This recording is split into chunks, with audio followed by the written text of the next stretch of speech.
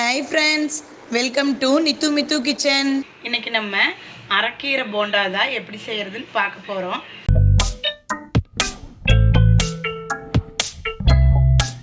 நம்ம சேனலை இன்னும் சப்ஸ்கிரைப் பண்ணாதவங்க சப்ஸ்கிரைப் பண்ணிக்கோங்க. வாங்க வீடியோக்குள்ள போலாம். அதுக்கு ஃபர்ஸ்ட் 2 பெரிய வெங்காயத்தை இப்படி நீளமா கட் பண்ணி வச்சுக்கலாம். கூடவே 2 கைப்பிடி அரைக்கீரை நல்லா பொடியா நறுக்கி வச்சிருக்கேன்.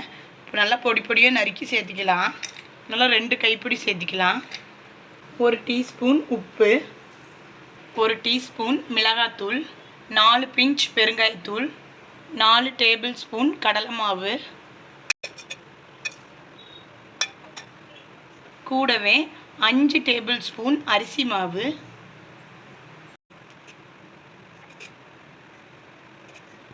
கூடவே 200 ml வாட்டர் போட்டுக்கலாம்.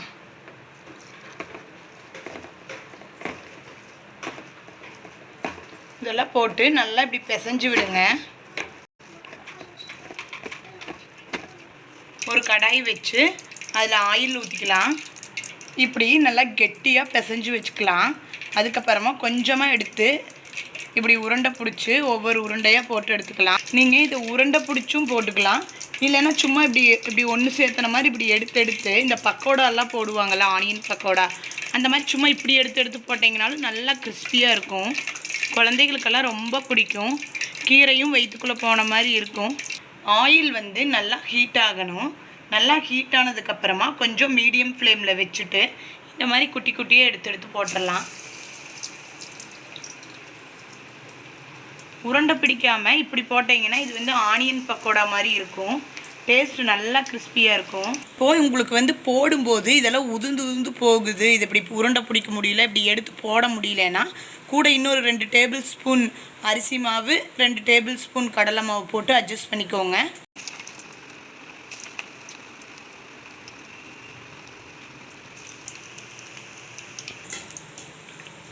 இப்போது ஒரு சைடு நல்லா வெந்துருச்சு. அப்படியே இன்னொரு சைடு அப்படியே திருப்பி விட்டுக்கலாம்.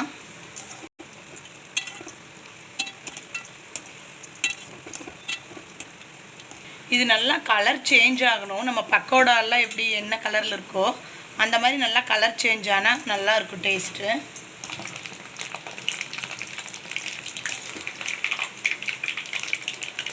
இப்போது நல்லா கலர் சேஞ்ச் ஆகிடுச்சு. இப்போ நம்ம எடுத்துடலாம்.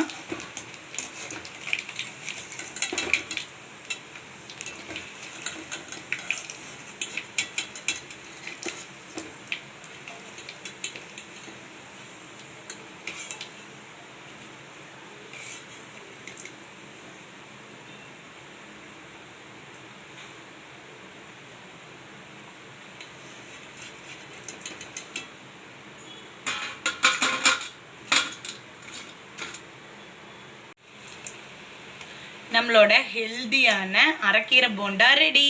இந்த வீடியோ உங்களுக்கு பிடிச்சிருந்ததுன்னா நித்து கிச்சனுக்கு லைக் கொடுங்க, ஷேர் பண்ணுங்கள், சப்ஸ்கிரைப் பண்ணுங்கள். தேங்க்யூ.